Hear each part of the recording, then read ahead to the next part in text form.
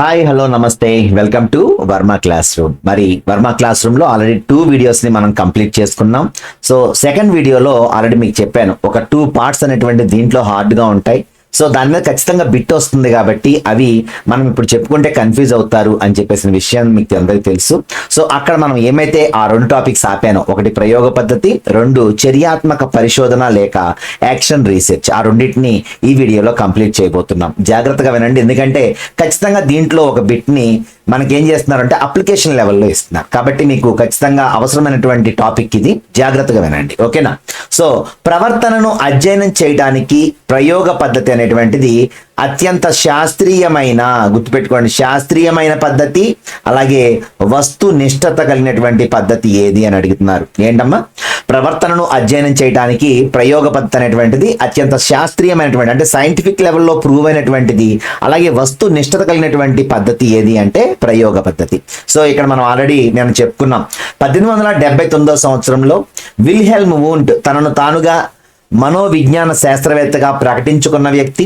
జర్మనీలోని Leipzig అనేటువంటి నగరంలో మొట్టమొదటిసారిగా తన ఇంట్లోనే ఒక మానవ శాస్త్ర పరిశోధనాశాలని మరి ఏర్పాటు చేయడం జరిగింది. తర్వాత యూనివర్సిటీగా కూడా మారిందనేటువంటి విషయాన్ని నేను మీకు చెప్పాను. సో ఇక్కడ మనకి ఫాదర్ ఆఫ్ సైకాలజీ కూడా ఎవరని చెప్పాను మీకు, విల్హెల్మ్ వూంట్ అనేటువంటి విషయాన్ని ఆల్రెడీ మనం చెప్పుకోవడం జరిగింది.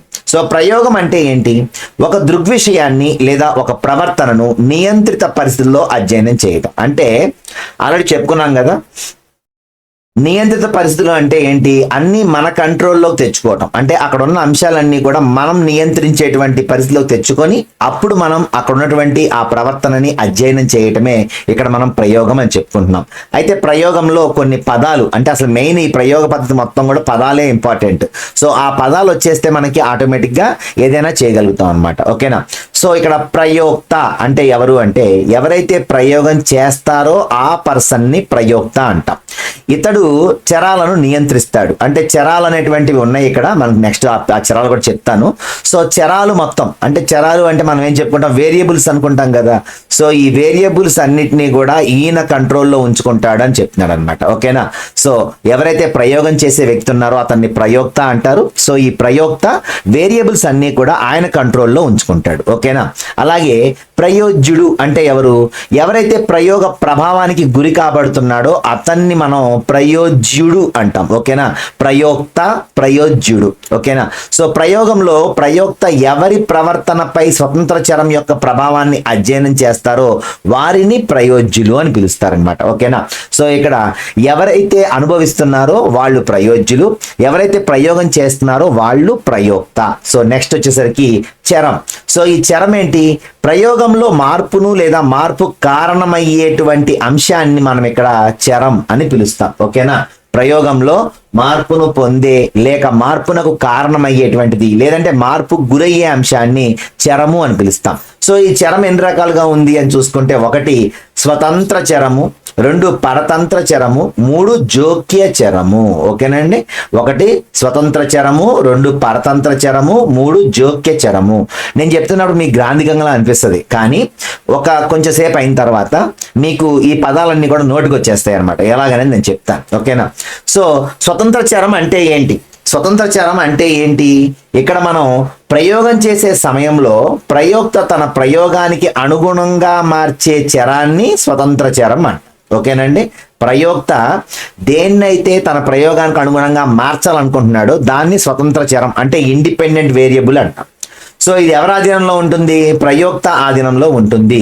ప్రయోగంలో స్వతంత్ర చరం అనేటువంటిది కారణం పాత్ర పోషిస్తుంది, అంటే ఇదే కారణం అవుద్ది అనమాట అన్నిటికీ కూడా. సో కాబట్టి స్వతంత్ర చరం అనేటువంటిది ఏంటి అంటే కారణం, ఓకేనా? ఇది ఎవరి చేతిలో ఉంటుంది అంటే ప్రయోక్త చేతిలో ఉంటుంది. ప్రయోక్త తన ప్రయోగానికి అనుగుణంగా ఇవన్నీ కూడా మారుస్తూ ఉంటారనమాట, ఓకేనా? సో దీన్నే మనం ఇక్కడ స్వతంత్ర చరం లేక ఇండిపెండెంట్ వేరియబుల్ అని పిలుస్తాం. రెండోది డిపెండెంట్ వేరియబుల్ అంటే ఏంటి? పరతంత్ర చరం. ఏంటి పరతంత్ర చరం అంటే? ప్రయోగంలో స్వతంత్ర చరం ఎవరు వాడతారని చెప్పాను మీకు? ప్రయోక్త వాడతాడు. సో ఈ స్వతంత్ర చరం ఎప్పుడైతే ఎఫెక్ట్ చేశారో దాని ప్రభావానికి గురయ్యే దాన్ని ఏమంటాము అంటే పరతంత్ర చరము అని పిలుస్తారు. సో పరతంత్ర చరం అంటే ఏంటి? డిపెండెంట్ వేరియబుల్ అనమాట. సో ఇది ప్రయోగంలో ప్రయోక్త దీనిలో వచ్చే మార్పులను పరిశీలిస్తారు. ప్రయోగంలో పరతంత్ర చరం ఫలితం పాత్ర పోషిస్తుంది అనమాట. ఓకేనా, కారణం పాత్ర ఏమో అది పోషిస్తే ఫలితం పాత్ర ఏది పోషిస్తుంది అంటే పరతంత్ర చరం పోషిస్తుంది అనమాట. ఓకేనా, సో స్వతంత్ర చరం అనేటువంటిది ఏమో కారణం పాత్ర, పరతంత్ర చరం ఏంటి అంటే ఫలితం పాత్ర పోషిస్తుంది. ఓకేనా, సో సూక్ష్మంగా ఈజీగా చెప్పాలంటే ప్రయోక్త ఆధీనంలో ఉన్న చరమేమో స్వతంత్ర చరం, దీని ప్రభావానికి లోనయ్యే చరం ఏది అంటే పరతంత్ర చరం. ఓకేనండి, వరకు మనం ఆ స్వతంత్ర చరము, పరతంత్ర చరము, ప్రయోక్త, ప్రయోజ్యుడు అని విన్నాం కదా. సో ఇప్పుడు ఏం చేద్దాము అంటే వాటిని సింప్లిఫై చేద్దాం అన్నమాట. అసలు ఇవి ఎలా వస్తాయి ఈ పదాలు, ఈ పదాల యొక్క అర్థం ఏంటో తెలుసుకునే ప్రయత్నం చేద్దాం. ఓకేనా, సో ఇక్కడ ఉద్దీపన అంటే ఏంటంటే చర్య అని గుర్తుపెట్టుకోండి. ఉద్దీపన అంటే సాధారణంగా మనం ఒక మామిడికాయ ఎవరైనా సరే ఎక్కడైనా కోసుకుంటున్నట్టుగా అనిపించింది అనుకోండి, పక్కన వాళ్ళు కోసుకొని తింటున్నట్టుగా లేదా మామిడికాయను వాళ్ళు తింటున్నట్టుగానే కనిపిస్తే మన నోట్లో లాలాజలం ఊరుతూ ఉంటుంది. అంటే ఉద్దీపన ఏంటి, అక్కడ మామిడికాయ అనేటువంటిది ఉద్దీపన, మన నోట్లో వచ్చేటువంటి లాలాజలం లేదంటే మనకి దాని పట్ల వ్యామోహం కలగటం అనేటువంటిది మన యొక్క ప్రచర్య, దీన్నే మనం ప్రతిస్పందన అని అంటూ ఉంటాం అనమాట. సో ఇక్కడ ప్రతి చర్యకి ప్రతిచర్య అనేటువంటిది జరుగుతూ ఉంటుందని మీకు తెలుసు. సో ఉద్దీపన ఎప్పుడైతే ఉంటుందో ఆటోమేటిక్ గా ప్రతిస్పందన కూడా ఉంటుంది. సో ఈ రెండు తెలుసు కదా మీకు. సో నెక్స్ట్ చూద్దాం. ప్రయోక్త అంటే ఎవరని చెప్పాను మీకు నేను ఇప్పుడు. ప్రయోక్త అంటే ప్రయోగం చేసేవాడు. ఓకేనండి, గుర్తుపెట్టుకోండి. ప్రయోక్త అంటే ప్రయోగం చేసేవాడు. మరి ప్రయోజ్యుడు అంటే ఎవరు? ఆ ప్రయోగ ఫలితాన్ని అనుభవించేవాడు. మరి ప్రయోగ ఫలితం అనుభవించేవాడు అంటే అతని మీదే కదా ప్రయోగం జరుగుతుంది. సో ప్రయోజ్యుడు అనేటువంటి వాడి మీదే ప్రయోగం జరుగుతుంది అనమాట. సో మనం ఇందాక ఏం చెప్పుకున్నాం, మొత్తం మీద దీంట్లో మనకి ఎన్ని చరాలు కనిపిస్తాయని చెప్పుకున్నాం? 3 చరాలు. 1 స్వతంత్ర చరం, 2 పరతంత్ర చరం, 3 జోక్య చరం. ఈ మూడింటిని చిన్న ఎగ్జాంపుల్ తో చెప్తాను, మీకు ఈజీగా అర్థమైపోద్ది. ఓకేనా, సో ఉదాహరణకి ఒక టీచర్ ఏమనుకున్నాడు అంటే పిల్లవాడికి స్టడీ, అతను ఏంటంటే వెనకబడ్డాడు, పిల్లవాడి సాధన అనేటువంటి దాంట్లో వెనకబడ్డాడు, అతనికి సరిగా చదువు రావట్లేదని వాళ్ళ పేరెంట్స్ కంప్లైంట్ చేశారు అనుకుందాం. పిల్లవాడికి ఏం చెప్పాడు అంటే, నాన్న నువ్వు రోజు 1 గంట ఎక్స్ట్రా టైం చదివి నాకు రోజు నువ్వు ఫోటో పెట్టాలి, లేదంటే ఆ వర్క్ నాకు చూపించాలి అని చెప్పాడు. ఓకేనా, సో తర్వాత ఏం చేశాడు, నిదానంగా దాన్ని 2 గంటలు చేశాడు, తర్వాత దాన్ని 3 గంటలు చేశాడు అనుకుందాం. ఓకేనా, సో ఎప్పుడైతే సమయాన్ని పెంచుకుంటూ ఒక చరాన్ని మార్పు చేశాడో, ఈ చరం ఏంటి ఇక్కడ? పిల్లవాడి సాధన కోసం ఇతను కల్పిస్తున్న సమయం. ఓకేనా, సో సమయం అనేటువంటిది, అలాగే అతను పిల్లవాడు విద్యలో గడిపేటువంటి కాలాన్ని పెంచసాగాడు. సో దీన్నే స్వతంత్ర చరం అంట. సో ఈ స్వతంత్ర చరం దేనికి కారణం అవుద్ది? ఇదే కదా కారణం అనుకున్నాం మనం. దేనికి కారణం అవుద్ది చూద్దాం నెక్స్ట్ లెవెల్లో. పరతంత్ర చరం అంటే ఏంటి అంటే ఏదైతే ఎఫెక్ట్ అవుతుందో, ఈ స్వతంత్ర చరం యొక్క ఎఫెక్ట్ పడి ఏదైతే మారుతుందో దాన్ని మనం పరతంత్ర చరం అంటాం.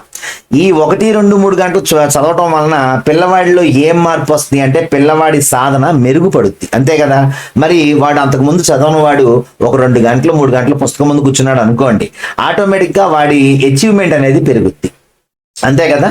సో ఈ అచీవ్మెంట్ అనేటువంటిది ఫలితం అన్నమాట, అంతే కదా. అంటే టీచర్ ఎప్పుడైతే స్వతంత్ర చరాన్ని అంటే ప్రయోక్త ఎవరైతే ఉన్నాడో ఆయన స్వతంత్ర చరంగా ఏమిచ్చాడు అంటే కాలాన్ని పెంచసాగాడు. పరతంత్ర చరం అంటే ఏంటని చెప్పాము, దానివల్ల ఎఫెక్ట్ అయ్యేది. ఏం ఎఫెక్ట్ అయింది ఇక్కడ? పిల్లవాడి యొక్క సాధన ఎఫెక్ట్ అయ్యి అతనికి మంచి ఫలితం వచ్చింది. ఆ ఫలితమే అతని యొక్క మార్కుల్లో కనిపిస్తుంది, అవునా కాదు? సో ఇక్కడ స్టడీ అనేటువంటిది ఏమో కారణమైతే మార్కులు అనేటువంటిది ఏంటి అంటే ఫలితం అన్నమాట. సో ఈ స్టడీ అనేటువంటి దాన్ని కారణంగా స్వతంత్ర చరంగా ఎవరిచ్చారు? టీచర్ స్టడీ రూపంలో, అంటే 3 గంటలు 2 గంటలు చదువు అని చెప్పేసి పిల్లవాడికి స్వతంత్ర చరం రూపంలో ఇస్తే, పరతంత్ర చరం ఏం చేసింది ఇక్కడ అతనికి మార్కుల్ని తెచ్చిపెట్టింది, పిల్లవాడి సాధన రూపంలో ఫలితం అయిందనమాట. సో మరి జోక్య చరం ఏంటి? జోక్య చరం అనేటువంటిది మధ్యలో వస్తాయి అన్నమాట. ఈ పిల్లవాడి సాధన జరగాలి అనే టైంలో అతనికి మధ్యలో అలసట రూపంలో, వాడికి వచ్చే అనారోగ్యం రూపంలో, వాడికి వచ్చే అవధానం అంటే ఏంటి? అది గుర్తుపెట్టుకోవడం అనమాట. సో ఇలాంటి రూపాల్లో మనకి జోక్య చరాలు వస్తాయి. అయినప్పటికీ పిల్లవాడికి నాన్ స్టాప్ గా ఎక్సర్సైజ్ ఇస్తే ఏమవుద్ది అంటే ఈ జోక్య చరాల యొక్క ప్రభావం తగ్గిపోయి పిల్లవాడు ఆటోమేటిక్ గా మంచి మార్కులు పొందడం అనేది జరుగుతుంది. ఓకేనా, సో గుర్తుపెట్టుకోండి. కారణం ఏంటి అంటే స్వతంత్ర చరం, అలాగే ఫలితం ఏంటి అంటే పరతంత్ర చరం. అలాగే కారణానికి ఫలితానికి మధ్యలో మార్పులు చేస్తూ ఉండేది ఏది అంటే జోక్య చరం. ఓకేనా, క్లియర్ అయింది ఇప్పుడు మీకు ఈ ఉన్నటువంటి ప్రాబ్లం అంతా కూడా.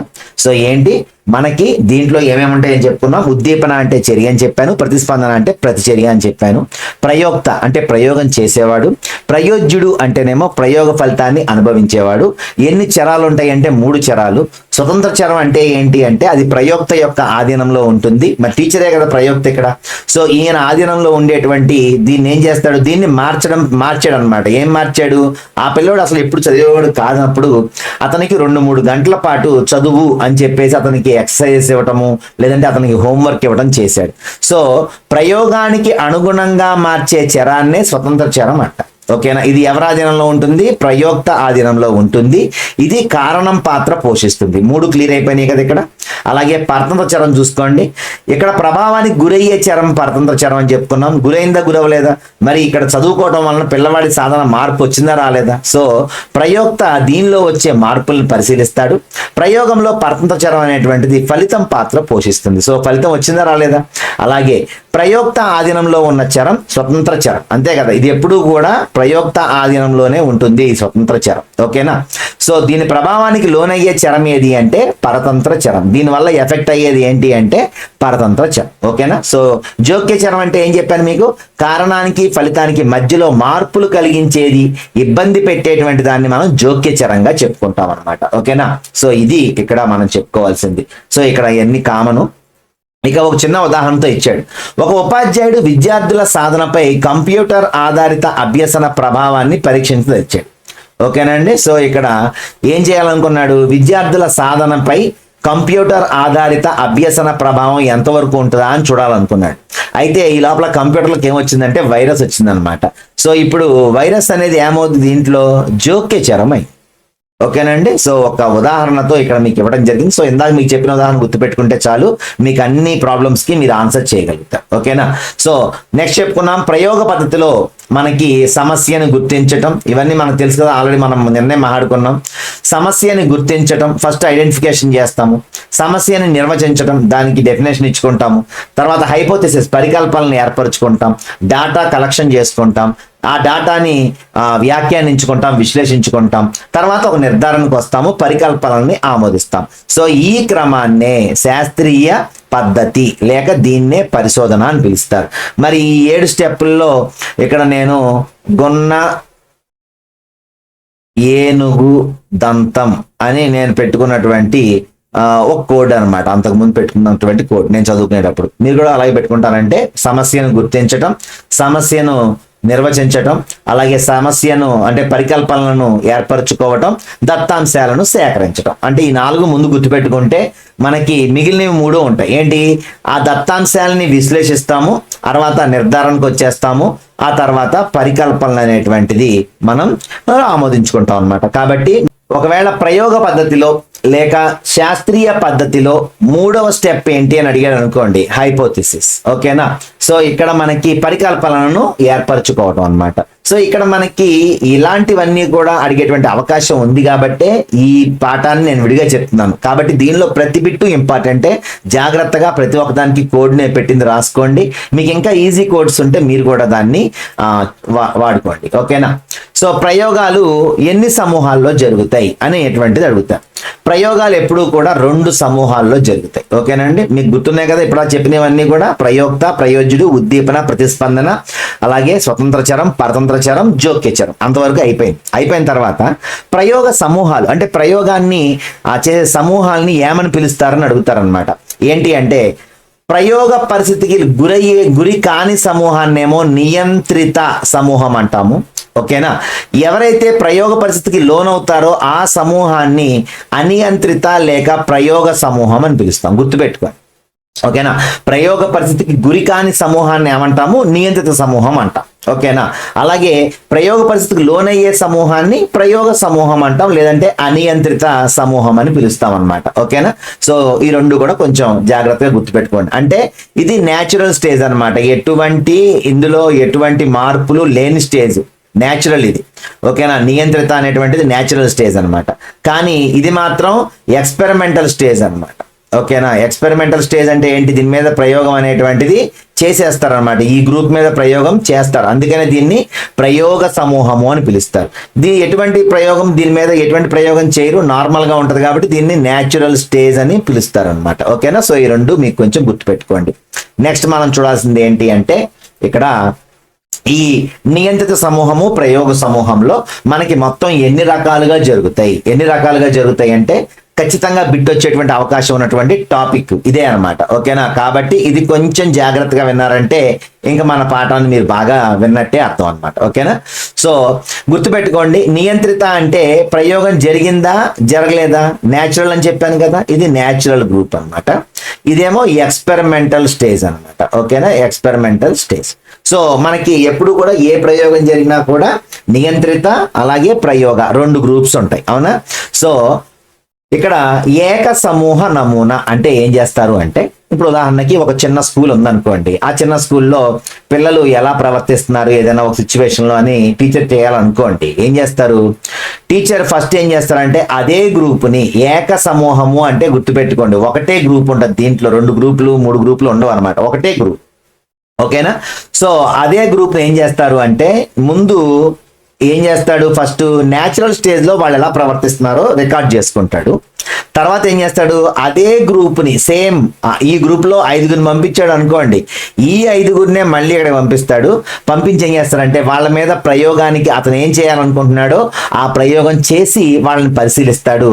అంటే ప్రయోగానికి ముందు ప్రయోగానికి తర్వాత ఏమైనా మార్పు వచ్చిందా అనే దాన్ని కొలిచి అప్పుడు అతను ఒక రిపోర్ట్ అనేటువంటిది రాసుకొని దీన్ని క్లోజ్ చేస్తాడు. అర్థమైందా. అంటే ఏక సమూహ నమూనాలో నియంత్రిత సమూహము అదే గ్రూప్ అవుతుంది, ప్రయోగ సమూహం కూడా అదే గ్రూప్ అవుతుంది. ఓకేనా. క్లియర్ అండి. ఓకే. నెక్స్ట్ రెండో చూద్దాం.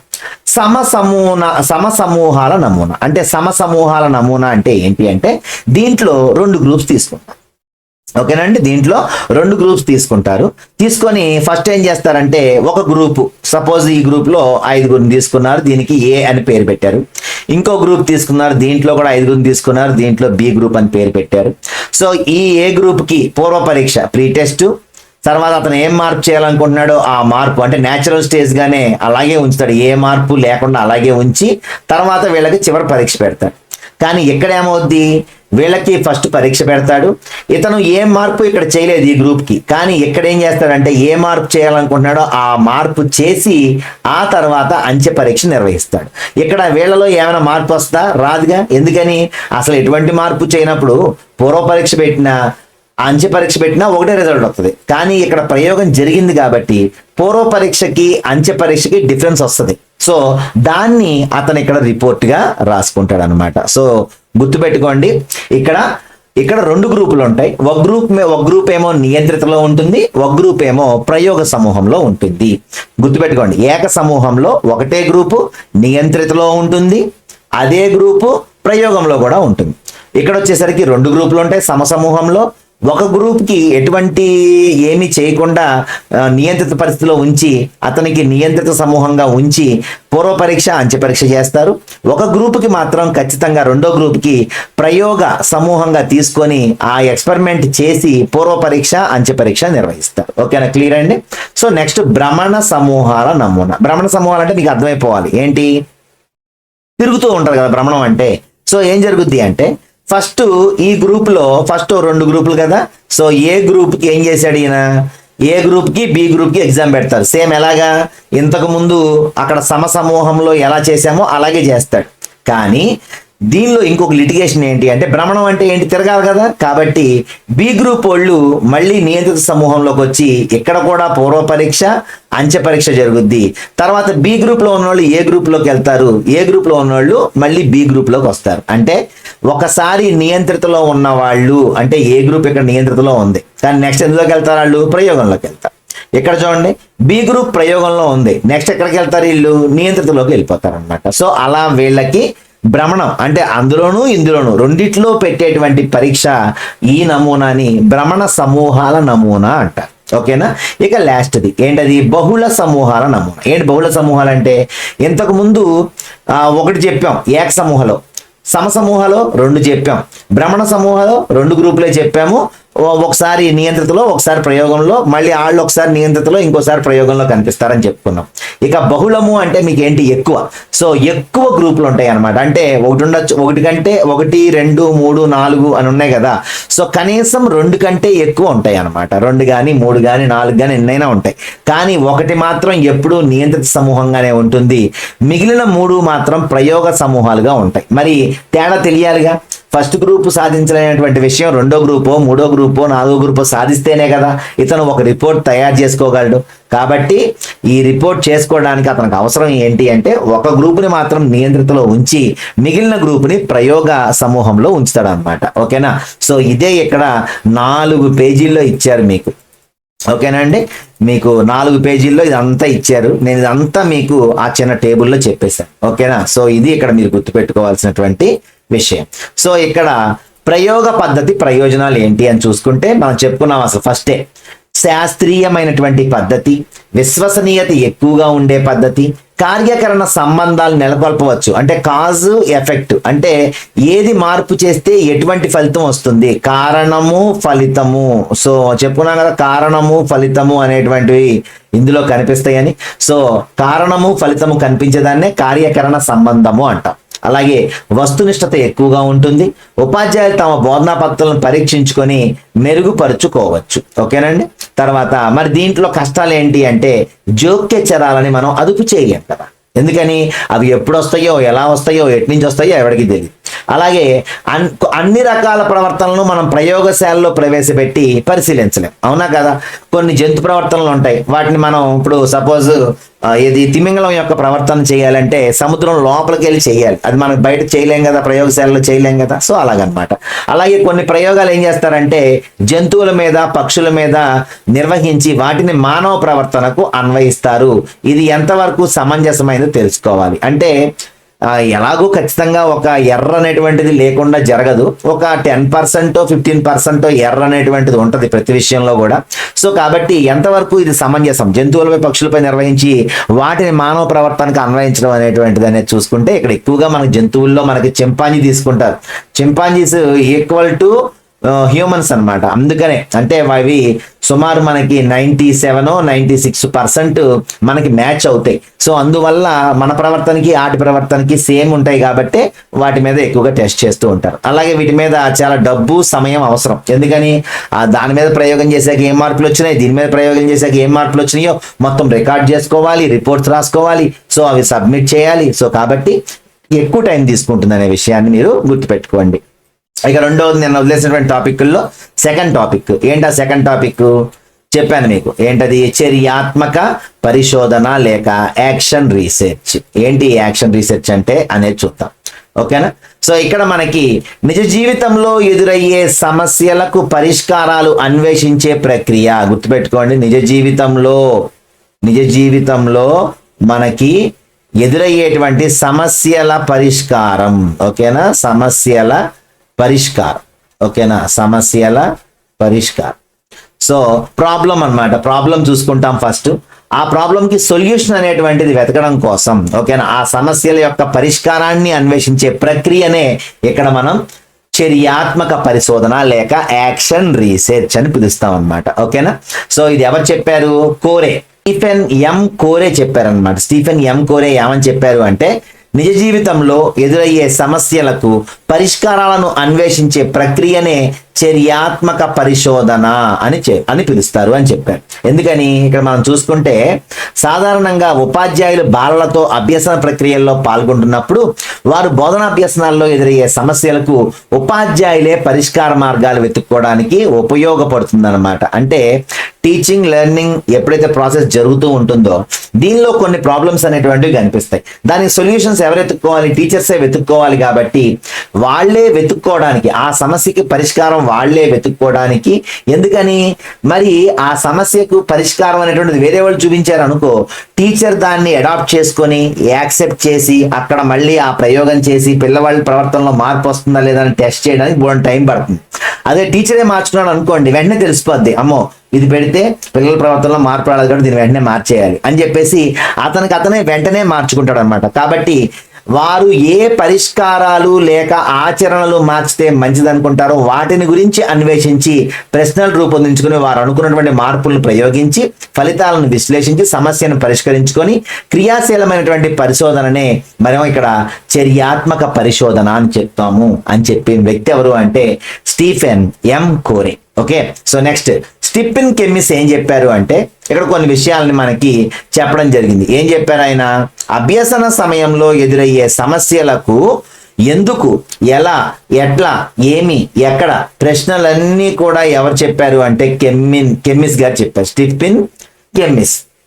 సో ఈ స్టీఫెన్ కెమ్మిస్ ఏం చెప్పారు అంటే అన్ని క్వశ్చన్స్ అన్నమాట. ఎందుకు, ఎలా, ఎట్లా, ఏమి, ఎక్కడ అంటే అభ్యసన సమయంలో ఎదురయ్యే సమస్య, ఎందుకు వచ్చింది ఈ సమస్య, అసలు ఎలా వచ్చింది ఈ సమస్య, దీన్ని ఎట్లా అధిగమించాలి, ఏం చేస్తే ఈ సమస్య తీరిపోతుంది, ఎక్కడ దీని సొల్యూషన్ వెతకాలి అనేటువంటివన్నీ కూడా టీచర్ ఎప్పుడు కూడా అనుకోవాలని చెప్పిందే స్టీఫెన్ కెమ్మిస్ అన్నమాట. ఓకేనా? సో ఇక్కడ తర్వాత చూసుకుంటే ఇక్కడ మీరు ఒకసారి దీన్ని అబ్జర్వ్ చేయండి. ఇక్కడ ఎటువంటి స్టెప్స్ ఉన్నాయి అనేది చూసుకుంటే, అంటే ఆ ప్రణాళిక అనేది ఎలా జరగాలనేది చూసుకుంటే ఒకసారి 10 స్టెప్స్ ఇచ్చారు, కానీ మీరు గుర్తుపెట్టుకోవాల్సింది 5 స్టెప్సే. ఓకేనా? 5 స్టెప్స్ మాత్రమే మీరు గుర్తుపెట్టుకోవాలి. ఎందుకని, అసలు ఫస్ట్ మనం ఏం చేస్తాము అంటే ప్లాన్ చేసుకుంటాం. సమస్య పరిష్కారానికి ఒక ప్లాన్ చేసుకుంటాం. ఆ ప్లాన్ ఏం చేస్తాము అంటే వెంటనే అమలు పరుస్తాం. అమలు పరిచిన తర్వాత మరి మార్పులు జరిగినాయా లేదా అంటే అసలు వాడి ప్రవర్తనలో అమలు పరిచిన తర్వాత ఈ ప్లాన్ అమలు పరిచిన తర్వాత వాడి ప్రవర్తనలో మార్పు వచ్చిందా లేదా అని చూసుకుంటాం. ఆ మార్పులో ఏమేమి వచ్చినాయో అనేటువంటివన్నీ కూడా నమోదు చేసుకుంటాం. ఆ తర్వాత నమోదు చేసుకున్న విషయాలను విశ్లేషించి వ్యాఖ్యానించుకుంటాం. వ్యాఖ్యానించుకొని సరిపోయింది, అబ్బా తీరిపోయిందిరా సమస్య, పరిష్కారం దొరికిందిరా అనుకుంటే ఓకే. లేదు, సమస్య పరిష్కారం కాల అనుకోండి, మళ్ళీ మొదలు పెడతాం. ఎక్కడి నుంచి? ఇక్కడ ప్రణాళిక ఉంది కాబట్టి పునః ప్రణాళిక, ఇక్కడ యాక్ట్ ఉంది కాబట్టి రియాక్ట్, ఇక్కడ అబ్జర్వ్ ఉంది కాబట్టి రీఅబ్జర్వ్, అలాగే రికార్డ్ ఉంది కాబట్టి రికార్డ్, అలాగే రిఫ్లెక్ట్ ఉంది కాబట్టి రిఫ్లెక్ట్ అనమాట. అంటే మరలా ఇదే రిపీట్ అవుద్ది అనమాట.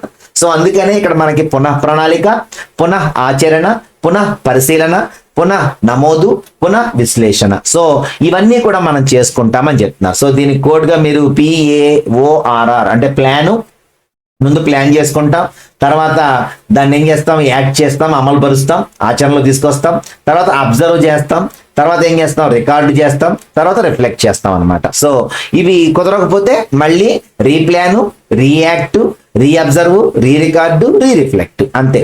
సో ఇదే ఇక్కడ చర్యాత్మక పరిశోధనకు సంబంధించినటువంటి విషయం. అయితే ఇక నెక్స్ట్ దీంట్లో మనకి ఏమిచ్చారు అంటే దీర్ఘకాల మరియు పరిచ్ఛేద ఉపగమాలు అంటే ఏంటి? పిల్లల వికాసాన్ని పరిశీలించడానికి, అక్కడ అయిపోయింది, ఇంకా క్లోజ్ అయిపోయింది. ఇక్కడ పిల్లల వికాసాన్ని పరిశీలించడానికి మనకి 2 ముఖ్యమైనటువంటి ఉపగమాలు ఉన్నాయంట, 2 పద్ధతులు ఉన్నాయి. ఏంటది? ఒకటేమో దీర్ఘకాల ఉపగమం అంటే ఏంటి? ఎక్కువ కాలం మనం ఏం చేయాలి, పరిశీలించాలి పిల్లల్ని. అర్థమైందండి? అంటే అలాగే పరిచ్ఛేదన ఉపగమం లేక అధ్యయనం అంటే ఏంటంటే షార్ట్ టర్మ్ లో మనం ఎలా కంప్లీట్ చేయాలి. ఇప్పుడు మనకి ఇక్కడ 2 రకాలు ఉన్నాయి. ఈ 2 రకాలని ఎలా ఉపయోగిస్తామనేది ఒకసారి చూసుకుంటే మీకు అర్థమైపోద్ది. దీర్ఘకాల ఉపగమంలో ప్రయోక్త ఏం చేస్తాడంటే తన ప్రతిచయనం అంటే శాంపిల్ అనమాట. తన శాంపిల్ గా ఎన్నుకున్నటువంటి ఎవరైతే ప్రయోజులు ఉన్నారో వారిని కొంతకాలం పాటు అనేక సార్లు వేర్వేరు వయసుల్లో సన్నివేశాల్లో గమనించి వారి ప్రవర్తనలను నమోదు చేస్తారు. దీని కాల వ్యవధి కొన్ని నెలల నుంచి సంవత్సరాలు, జీవిత పర్యంతం కూడా. ఓకేనా అండి? సో అన్నేళ్లు నమోదు చేయాలంటే మనకి దత్తాంశ సేకరణ అనేటువంటిది ఎక్కువ కాలం పడుతుంది. ఓకేనా? సో 1931లో షిర్లే 25 మంది పిల్లలను పరిశీలించాడు 2 సంవత్సరాల పాటు. మరి పరిశీలించిన తర్వాత ఆయన ఏం చెప్పాడు అంటే చలన వికాసం అనేటువంటిది ఎలా జరుగుతుంది, అసలైనటువంటి ఇంపార్టెంట్ టాపిక్ ఇదేగా ఇప్పుడు చలన వికాసం. సో ఈ చలన వికాసం అనేటువంటిది పిల్లల్లో ఎలా జరుగుతుందా అని చెప్పడం కోసం 25 మంది పిల్లల్ని 2 సంవత్సరాల పాటు ఎంత అంటే కంటిన్యూస్ గా చూస్తూనే ఉన్నాడు అనమాట. కాబట్టి ఇది మరి దీర్ఘకాల ఉపగమం అంటే ఎక్కువ కాలం పాటు ఒక శాంపిల్ ని అంటే 25 శాంపిల్స్ తీసుకున్నాడు. 25 శాంపిల్స్ ని కూడా 2 ఏళ్ల పాటు ఎలా మార్పులు చెందుతున్నాయి, వీడికి ఎప్పుడు పళ్ళు వచ్చినాయి, ఆడికి ఎప్పుడు పళ్ళు వచ్చినాయి, వీడికి ఎప్పుడు పళ్ళు వచ్చినాయి, వీడు ఎప్పుడు ఫస్ట్ అడుగు వేస్తున్నాడు, వీడు వేయడానికి ఫస్ట్ అడుగు వేయడానికి వాడు ఫస్ట్ అడుగు వేయడానికి మధ్యలో ఏమైనా గ్యాప్ ఉందా, ఉంటే ఎందుకు ఉంది, బరువు ఏమైనా ప్రభావం చూపిందా. సో ఇలాంటివన్నీ కూడా రికార్డ్ చేస్తారు. సో ఇవన్నీ రికార్డ్ చేశాక వాళ్ళు రాస్తున్నటువంటి రిపోర్ట్ లో ఇవన్నీ కూడా సబ్మిట్ చేస్తారు. అలాగే university of California Berkeley. So university of California ఎక్కడ ఉంది అంటే బర్క్లీలో ఉంది. సో వీళ్ళు 1928లో ఒక అధ్యయనం చేశారు, బర్కిలీ పెరుగుదల అధ్యయనం అనేటువంటిది చేశారు. చేసి వీళ్ళు ఎందుకు చేశారు అంటే, ఇక్కడ నాన్సీ బేలీ అనేటువంటి ఒక డాక్టర్, ఒక శాస్త్రవేత్త ఏం చేశాడు అంటే, ఆయన ఒక బర్కిలీ అనేటువంటి ప్లేస్ లో, అదే కదా అక్కడే కదా యూనివర్సిటీ ఆఫ్ కాలిఫోర్నియా ఉంది. సో ఈ బర్కిలీ అనేటువంటి ప్లేస్ లో హాస్పిటల్ ఉందన్నమాట. ఆ హాస్పిటల్లో పుట్టినటువంటి పిల్లలు ఎవరైతే ఉన్నారో వాళ్ళు వాళ్ళు ఏం చేస్తారు, ఎలా ఎదుగుతారు అంటే, వాళ్ళు ఎందుకని యూనివర్సిటీ ఆఫ్ కాలిఫోర్నియా చుట్టుపక్కలే ఉన్నారు ఆ పిల్లలు. మరి ఆ 61 మంది పిల్లల్ని టెస్ట్ చేశారు వీళ్ళు. అలాగే వీళ్ళని కౌమారం వచ్చేంత వరకు, అంటే వీళ్ళకి సుమారు 18 ఏళ్ళు వచ్చేంత వరకు కూడా వీళ్ళని చూస్తూనే ఉన్నారనమాట. అలాగే వీళ్ళ రికార్డు మొత్తం కూడా మెయింటైన్ చేశారు. ఎలా ఎందుకు చేశారు అంటే, ఒకసారి ఆలోచించండి. పుట్టుక నుంచి కౌమారం వరకు ఇతను మార్పులు చెందుతూ వెళ్తున్న టైంలో ఇతనికి పక్కనే యూనివర్సిటీ ఆఫ్ కాలిఫోర్నియా ఉంది కాబట్టి వీళ్ళు చదువు పట్ల ఆకర్షితులై ఇటుపక్కకు వస్తారా, రోజు అక్కడే ఉంటారు కాబట్టి, లేదంటే వేరే వేరే వ్యాపకాల్లోకి వెళ్తారా అని తెలుసుకోవడం కోసం వీళ్ళు చేసిన ప్రయోగమే ఇక్కడ నాన్సీ బేలీ అనే శాస్త్రవేత్త చేసినటువంటి యూనివర్సిటీ ఆఫ్ కాలిఫోర్నియా బర్కిలీ చేసినటువంటి బర్కిలీ పెరుగుదల అధ్యయనం. సో వీళ్ళు 61 మంది పిల్లలను తీసుకొని కొన్ని దశాబ్దాల పాటు, అంటే సుమారు 18 ఏళ్ళు, అంటే మరి వాళ్ళు 2 దశాబ్దాల పాటు నియర్లీ, సో వాళ్ళని పరిశీలించి శాంపిల్స్ ని తయారు చేశారు. ఓకేనా. సో ఇవన్నీ కూడా చూసుకుంటే మనకి దీర్ఘకాల ఉపగమాలు, అంతే కదా. సో మరి ఇది ఒక శాంపిల్ ని దీర్ఘకాలం పరిశీలించడం వలన ఇప్పుడు ప్రవర్తనకి, చిన్నప్పటి ప్రవర్తనకి, పెద్ద అయిన తర్వాత ప్రవర్తనకి సంబంధం తెలుసుకోవచ్చు, తెలుసుకోకూడదా, అలాగే సారూప్యాలు, వైవిధ్యాలు, దారితీసిన పరిస్థితులు కూడా తెలుసుకోవచ్చు. అలాగే లక్షణాంశాలు, మనం చెప్పాను లీడర్షిప్ క్వాలిటీస్ కానీ ఇవన్నీ కూడా లక్షణాంశాలు అనుకుంటాం కదా, ఇవన్నీ కూడా ఖచ్చితంగా అంచనా వేసే అవకాశం ఉంటుంది. పిల్లవాడి వికాసం డైరెక్ట్ గా మనం చూడొచ్చు అనమాట. అన్నేళ్ల పాటు చూసినప్పుడు పిల్లవాడు ఎలా వికాసం చెందుతున్నాడని కూడా చూసుకోవచ్చు. అలాగే మార్పుల యొక్క ప్రభావం కూడా అంచనా వేసే అవకాశం కలుగుద్ది. కాకపోతే ఈ పద్ధతి ఎక్కువ కాలం జరుగుద్ది కాబట్టి ప్రయోజ్యులు వేరే ప్లేస్కి వెళ్ళిపోవడం, లేదా చనిపోయాడు అనుకోండి, దత్తాంశ సేకరణ అనేది ఆగిపోద్ది అనమాట. అలాగే చివరి వరకు కొనసాగించడం అనేది ఖర్చుతో కూడుకున్న పని, సాధ్యపడకపోవచ్చు కూడా అని చెప్తున్నారు. అంటే దీర్ఘకాల ఉపగమం అనేటువంటిది అన్ని చోట్ల పనికిరాదు. మరి ఏదో ఒక 5-6 సంవత్సరాలు అంటే ఓకే, కానీ దశాబ్దాల పాటు పరిశీలించడం అనేది అంత ఖర్చుతో కూడినటువంటి విషయం. అలాగే వాళ్ళు చనిపోవచ్చు, అంత కాలం వాళ్ళు ఉండరు కాబట్టి. అలాగే తీసుకున్న శాంపుల్ చనిపోయినా కూడా చేసేది ఏం లేదు, అవునా. సో కాబట్టి ఏదో ఒకటి జరుగుద్దని చెప్తున్నా. అలాగే పరిచ్ఛేదన ఉపగమం లేక అధ్యయనంలో ఏం జరుగుద్ది అనేది చూసుకుంటే, అక్కడ ఏం చేశారు, ఒక పిల్లోడు ఎవడైతే ఉన్నాడో వీడు పుట్టుక నుంచి కౌమారం వరకు పరిశీలన చేశారు, అంతే కదా. అంటే సుమారు 18 ఏళ్ల పాటు వీడి కోసం వేస్ట్ చేశారు. కానీ ఇక్కడ ఏం చేస్తారు చూడండి, దీంట్లో ఈ ఉపగమంలో వేరు వయసులు కలిగినటువంటి సమూహాలు చెందిన పిల్లలను ఒకే సమయంలో పరిశీలించి దత్తాంశాలను పోల్చుతారు. అంటే అర్థమైందా, అంటే ఇప్పుడు ఒక సంవత్సరంలో ఎలా ఉన్నాడు, 2వ సంవత్సరంలో ఎలా ఉన్నాడు, 3వ సంవత్సరంలో ఎలా ఉన్నాడు, 4వ సంవత్సరం ఎలా ఉన్నాడు అనేగా మనకు కావాల్సింది. సో అప్పుడు 1వ సంవత్సరంలో ఒక పిల్లోడిని, 2వ సంవత్సరంలో ఒక పిల్లోడిని, 3వ సంవత్సరంలో ఒక పిల్లోడిని, 4వ సంవత్సరంలో ఒక పిల్లోడిని, 5వ సంవత్సరంలో ఒక పిల్లోడిని తీసుకుంటే అతని యొక్క అన్ని వికాసాలని ఒక సంవత్సరం పాటు చూసామనుకోండి. సో 5 ఏళ్ల పాటు పడే కష్టాన్ని మనం 1 సంవత్సరంలోనే తీర్చేసుకోవచ్చు అనమాట. సో ఇక్కడ ఏం చేశారు, ఈ ఉపగమం అనుసరించడం వల్ల పరిశోధనకు తక్కువ కాలం పడుతుంది. అలాగే ప్రతిశయనంగా శాంపిల్ గా తీసుకున్నటువంటి సభ్యులను కోల్పోవటం ఉండదు. సంవత్సరంలో ఏం జరగదు కాబట్టి శాంపిల్ చనిపోవటం కానీ శాంపిల్ పోవటం కానీ జరగదు అనమాట. అలాగే శిశు వికాసానికి చాలా అధ్యయనాలు ఈ ఉపగమనం నుంచే జరిగాయి. గుర్తుపెట్టుకోండి, శిశు వికాసం అంతా కూడా ఏ ఉపగమం మీద జరిగాయి అని అడుగుతాడు. పరిచ్ఛేదన ఉపగమనం లేక క్రాస్ సెక్షనల్ అప్రోచ్ అనే దాని మీద జరిగింది. ఓకేనా. తర్వాత 3 నుంచి 6 సంవత్సరాల వయసు కలిగిన పిల్లల్లో నైతిక వికాసం ఎలా ఉంటుందో తెలుసుకోవాలంటే ఏం చేయొచ్చు, 3వ సంవత్సరం పిల్లోడిని, 4వ సంవత్సరం పిల్లోడు, 5వ సంవత్సరం పిల్లోడు, 6వ సంవత్సరం పిల్లోడు, వీళ్ళని మంచి చూసుకుంటే మనకు ఆటోమేటిక్గా మనకి ఏం కావాలో వచ్చేది. ఓకేనా. సో దీనివల్ల ఉపయోగాలు ఏంటి, తక్కువ టైంలో పూర్తయిపోద్ది, ఎన్నుకున్న ప్రయోజనాలను కోల్పోవడం అనేది ఉండదు, తక్కువ సమయంలో ఎక్కువ విషయాలు సేకరించుకోవచ్చు, దీర్ఘకాల ఉపగమంతో పోలిస్తే ఖర్చు చాలా తక్కువ అవుద్ది, దత్తాంశ సేకరణ ఒక పరిశోధకుడే చేయొచ్చు. అక్కడైతే ఆడు చచ్చిపోయాడు అనుకోండి, ఆడ తర్వాత కంటిన్యూ చేయాలి. ఓకేనా. అలాగే పరిమితులు చూసుకుంటే వివిధ వయసులు వేర్వేరు సమూహాలను పరిశీలించడం వల్ల పరిశీలనలు అందరికీ వర్తిస్తాయని నిశ్చయంగా చెప్పలేము, అంతే కదా. అక్కడ పరిసరాలు అనేటువంటివి కూడా ఎఫెక్ట్ చేస్తాయి. ఆ పిల్లవాడు పుట్టిన పరిసరం వేరు, ఈ పిల్లవాడు పుట్టిన పరిసరం వేరైతే ఆటోమేటిక్గా వాళ్ళ వికాసాన్ని మనం పరిశీలించినప్పుడు ఆ వికాసంలో మార్పులు కూడా ఉంటాయి.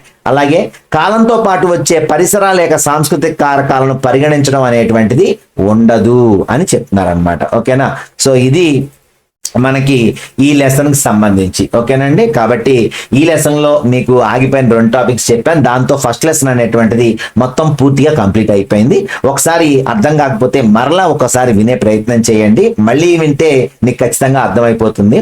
సో ఇది ఈ లెసన్ కి సంబంధించి ఇంపార్టెంట్ పాయింట్స్ అన్నమాట. లైక్ చేయండి, షేర్ చేయండి, సబ్స్క్రైబ్ చేసుకోండి వర్మ క్లాస్ రూమ్ ని. ఉంటాను, మీ సురేష్ కుమార్ వర్మ.